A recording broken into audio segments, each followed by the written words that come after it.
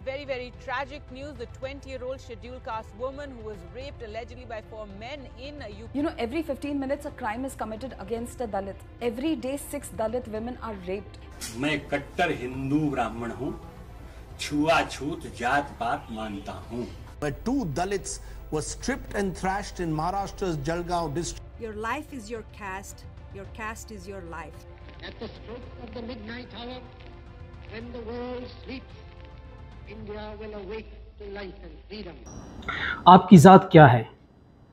कुछ लोगों के लिए एक मामूली सा सवाल होगा, लेकिन कुछ लोगों के लिए पूरी ज़िंदगी है, जिस सवाल के साथ वो मर मर की पूरी ज़िंदगी गुजार रहे हैं, और वो लोग हैं दलित जो इंडिया से ताल्लुक़ रखते हैं. आइए मैं आपको सुनाता हूँ दलित की कहानी मेरी ज़बानी. ये कहानी शुरू होती है कम से कम 1500 साल पहले की, जो आज तक ख़त्म नहीं हुई और जारी है. आज मैं इंडिया की 200 मिलियन की अधूरी और गमसी भरी कहानी आप लोगों के सामने रख रहा हूँ. इस कहानी की 3 अहम किरदार हैं, जिसमें पहला किरदार दिल और दिमाग का है.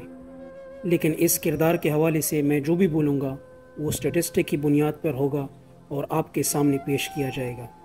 और जो भी कहा जाएगा इस उम्मीद से कहा जाएगा कि इस कहानी की दूसरे किरदार यानी आपके दिल और दिमाग दोनों इस ज़िंदगियों को समझें. और तीसरा और आखिरी किरदार वो मैं हूँगा, जो दोनों किरदारों को आपस में जोड़ूँगा और आपको बताऊँगा कि इसका मसला क्या है और इतने मुजालिम दलित लोगों पे क्यों डाले गए हैं. ये कहानी एक दलित की और मेरी ज़बानी. मैं एक दलित हूँ, मेरा असली नाम कुछ और ही है, लेकिन ज़्यादातर लोग मुझे दलित, बंगी, छमार, कमीना, बंड, गंदगी जैसे नामों से बुलाते हैं. इसलिए ऐसा लगता है जैसे मैं अपना असली नाम कब का भूल चुका हूँ. मेरे 4-5 साल की उम्र तक सब ठीक चल रहा था. हाँ, हम गरीब ज़रूर थे और फैमिलियों की तरह, लेकिन हम जो डिस्क्रिमिनेशन फेस कर रहे थे ये गरीबी के सामने कुछ भी नहीं था. 10 जनवरी 2000 ये दिन मेरे स्कूल का पहला दिन था और मेरा बेंच सारे लड़कों के बेंचों से अलग रखा गया था. ये एहसास दिलाने का पहला दिन था और ये बेचारगी का पहला दिन था. स्कूल भेजते ही मुझे एक अलग रंग का यूनिफॉर्म दिया गया. मेरे लिए कुछ अलग ही रूल बनाए गए. दलित एससी जिसको संबोधित किया जाता है, उसमें जितने भी हम स्टूडेंट थे हमें यूनिफॉर्म स्कूल से मिलती थी. वो ब्लू कलर का होता, नीला. वो दूर से पहचाने जाते थे बच्चे कि ये दलित कम्युनिटी के बच्चे. मिसाल के तौर पर मुझे अलग बैठाया गया.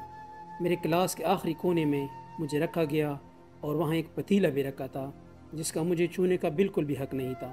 पानी का भर के लेके आते थे और वो मटका क्लास में रख दिया जाता था.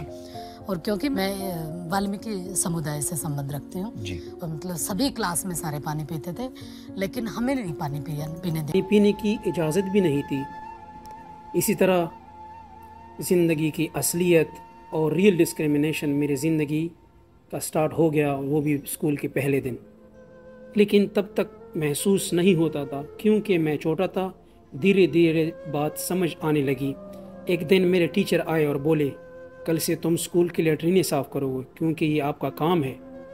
मैं लैट्रीन तो साफ़ करता था लेकिन इस्तेमाल करने की इजाज़त नहीं थी.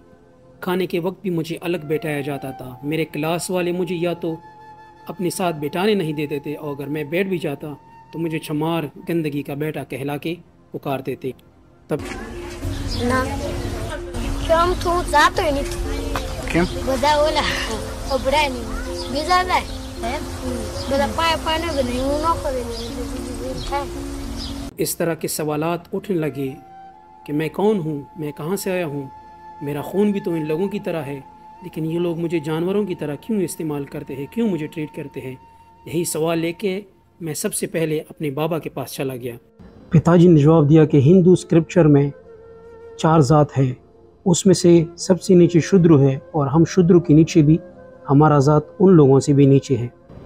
और ऐसा वो लोग बोलते हैं कि आप लोग सबसे नीचे हैं और आप लोग गंदगी साफ करने के लिए है. देखो वो जो दिव्य पुरुष है, वेद विराट पुरुष है, उसके ब्राह्मणों से मुखमाशीत, उसके मुख से ब्राह्मण पैदा हुआ. ठीक है.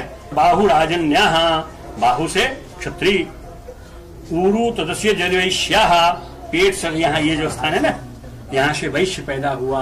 पदभ्याम शूद्रो अजायत, पैरों से शूद्र आयात बने पैदा हुआ।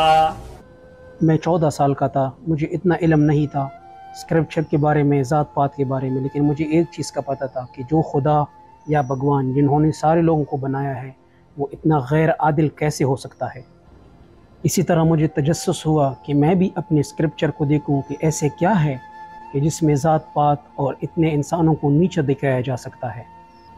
जब मैंने स्क्रिप्चर देखा और जो मुझे मिला, मैं हैरान हो गया कि ये लोग कितने दोगला है, कितना दोगलापन कर रहे हैं। लेकिन इसको एक्सप्लेन करने से पहले मैं अपनी ज़िंदगी को, यानी दलित की ज़िंदगी को थोड़ा और भी एक्सप्लेन करना चाहूँगा। समाज में मेरा सम्मान जानवरों से भी बहुत नीचे था। ये रियलिटी था कि मेरे जैसे लोग जिनके नाम दलित हैं, हाथों से दूसरों का मल साफ करते हैं, यानी मैनुअल स्कैवेंजर्स लोग अभी भी करते हैं। The condition of manual scavengers and sanitation workers in our country. 282 manual scavengers died between 2016 to 2019. ये तो सिर्फ ऑफिशियल फिगर्स हैं। बहुत सारी NGOs का कहना है कि the actual number of deaths are more than 1700. 2 में से 1 दलित बच्चों को बस एलिमेंट्री एजुकेशन से ही ड्रॉप आउट करना पड़ता है। हमारे बहनों पे रेप होता है क्योंकि हम दलित हैं। मर्डर होता है क्योंकि हम दलित हैं, और उसके बाद हम कुछ बोल भी नहीं सकते क्योंकि हम दलित हैं। Breaking news coming in right now, and very, very tragic news. The 20-year-old scheduled caste woman who was raped allegedly by 4 men in UP's Hathras district. Sultanpur में भी एक दलित महिला के साथ गैंगरेप की खबर आई है। महिला को 13 दिन तक अगवा कर रखा गया और इस दौरान उसके साथ दरिंदगी होती रही। इसीलिए मुझे लगा कि अगर समाज में थोड़ी सी भी इज्जत बटोरना है तो मुझे पहुंचना पड़ेगा एजुकेशन के हायर लेवल तक। लेकिन हर स्टेप में लड़ाई था। पहले स्कूल छोड़ने की धमकी मिली, कॉलेज गया तो रूममेट से लेके क्लासमेट ने बुली करना शुरू कर दिया। कुछ दलित अगर किसी तरह प्रेशर और बेइज्जती झेल भी लेते थे तो वही दूसरी और कुछ सुसाइड कर लेते थे। इतने लड़ाई के बाद अगर कोई बड़े पद पे पहुंच भी जाता है तब भी ये डिस्क्रिमिनेशन बंद नहीं होता है। लेकिन IAS भी जातिवाद से फ्री नहीं। जब मैं तहसील में जाता था मुझे अलग गिलास में पानी देता था और वो गिलास इनवेरिएबली मुझे पानी दे के अलग रखा जाता था। रोजाना की जो ह्यूमिलिएशंस होती थी तो हर पैरे पे अफसर जरूर था, लेकिन IAS में बाद में था और पहले चमार था। अंत में जब हम दलित मरते हैं तब भी हमें शमशान के लिए लड़ाई करना पड़ता है। इसीलिए कहते हैं एक दलित आदमी जन्म के बाद दलित ही जीता है, दलित ही मरता है और अंतिम संस्कार भी दलित ही होता है। भारत में जन्म लिए लाखों करोड़ों दलितों की अधूरी कहानी, जिन लोगों को अपने ही देश में अपने ही लोगों ने गुलाम बना के रखा हुआ है, और अनफॉर्चुनेटली इसका कारण बताया जाता है हमारे हिंदू शास्त्र। शास्त्र को आधार मानने वाला होने के नाते मैं कट्टर हिंदू ब्राह्मण हूँ, छुआछूत जात पात मानता हूँ। लेकिन क्या ये सच है? क्या हमारे शास्त्र डिस्क्रिमिनेशन को प्रमोट करते हैं? इसका आंसर मैं नहीं देके वीडियो के तीसरे किरदार, वीडियो के नरेटर के लिए मैं रखता हूँ। इंडियन स्क्रिप्चर के मुताबिक इंडियन के 4 बड़े कास्ट है, बल्कि 5 है, जिसमें से वो लोग चारों को मानते हैं, और इसमें से एक दलित है जो सबसे 5वां और सबसे लोवेस्ट है, जिसको वो अनटचेबल भी कहते हैं। इंडियन यानी हिंदू स्क्रिप्चर के मुताबिक ये 5 ज़ात है। सबसे पहला जो है वो इंडिया की जो ज़ात शुमार किया जाता है उसको ब्राह्मण्स कहते हैं, दूसरे को क्षत्रियास कहते हैं, और तीसरे को वैश्यास कहते हैं, और चौथे को शूद्रास कहते हैं, और जो 5वें को कहते हैं उसको कहते हैं दलित। जो सबसे पहला है उसको लोग कंसीडर करते हैं कि ये जो है ये ब्राह्मण जो ओरिजिनेट हुआ है ये उसके सर से हुआ है, और जो क्षत्रियास है ये इनके बाजू से ये पैदा हुए हैं, और जो वैश्यास है ये इनके जो है वो ये पैर से पैदा हुए हैं, और शूद्रास जो है ये इनके जो है वो पाँव से पैदा हुए हैं, और जो दलित है इनको ये लोग जो है अनटचेबल कहते हैं, और उनको जो इंडियन जो लोग हैं या जो हिंदू है जो प्योरली स्क्रिप्चर को फॉलो करते हैं उनको ये लोग अनटचेबल भी कहते हैं। मनुस्मृति जो इंडियन स्क्रिप्चर का जो सबसे यानी ऑथेंटिक बुक है, उनके मुताबिक ये कास्ट जो है ये डिवाइड किए गए हैं 4 या 5 हिस्सों पे, जिस पे आजकल जो इनके पंडित है जो प्योरली ब्राह्मण्स है इनको ये लोग जो है वो ऑन भी करते हैं। उनको ये बाकायदा आप देख भी सकते हैं कि इनको बाकायदा पंडित कहते हैं कि हम ज़ात पात ये टचेबल अनटचेबल को हम अभी भी मानते हैं और इनको फॉलो करते हैं। ये सारी वीडियो आपने देख ली और आपको अंदाज़ा हो गया कि दिल्लत क्या है और दिल्लत के साथ कौन कौन से मजालिम ढाए जाते हैं उन पे और कौन कौन से जुल्म उन लोगों के साथ किए जाते हैं।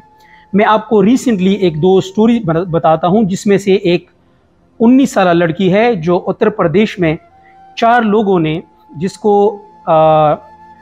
जिसको ठाकुर आज़ाद भी कहा जाता है, उन 4 लोगों ने उसको खेतों में घसीट के उसके साथ गैंग रेप किया है पहले, फिर उनको जो है वो उनको ज़ख्मी किया गया है, फिर वो पुलिस आई है, पुलिस ने उसको अस्पताल लेके गए हैं और वो लड़की वहाँ पे दम तोड़ गई है और उनकी जो है मौत वाक़या हो गई है। दूसरा जो लड़का है वो भी उत्तर प्रदेश में है। वो 9 साल का वो एक लड़का है, वो एक स्कूल का तालिब इल्म है और वो स्कूल में उसको उस्ताद ने इतना जुल्म के साथ मारा है लाठियों से कि उनकी जान चली गई है। वो लड़के को आप देख सकते हैं स्क्रीन पे। और वो उसकी सिर्फ गुनाह यही थी कि उसने वो ठाकुर उस्ताद के गड़े से जो गड़ा रखा था उससे पानी पी ली थी। वो लड़का, उसको प्यास लगा हुआ था और वो लड़का गया है, वो दिल्लत लड़का, उसने उस गड़े से पानी पी ली है और फिर उस्ताद ने कहा कि आप दिल्लत हो के आप मेरे गड़े से कैसे पानी पी सकते, तो उसको इतना मारा है कि वो लड़की की जान चली गई है।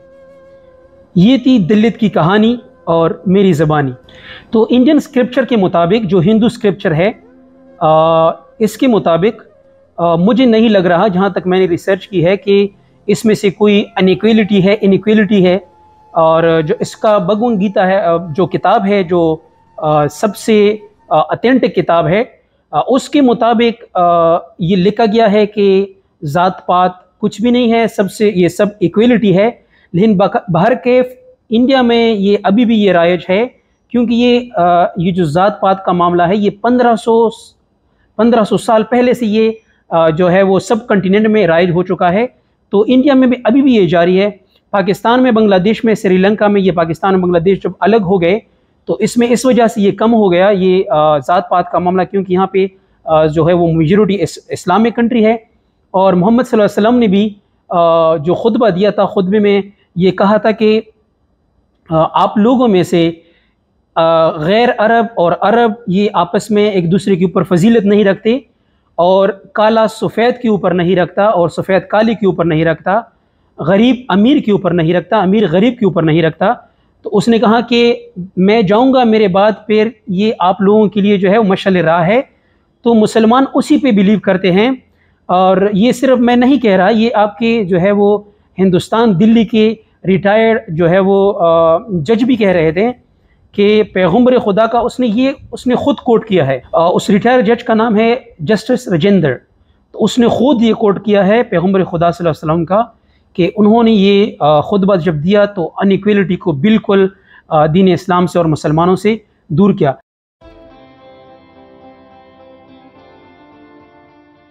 मैं उसको हमेशा सुनाता हूँ कि जब प्रॉफिट साहब ने लास्ट मैसेज दिया तो उन्होंने उसमें कहा कि मैं अब इसके बाद आपके पास नहीं आऊँगा।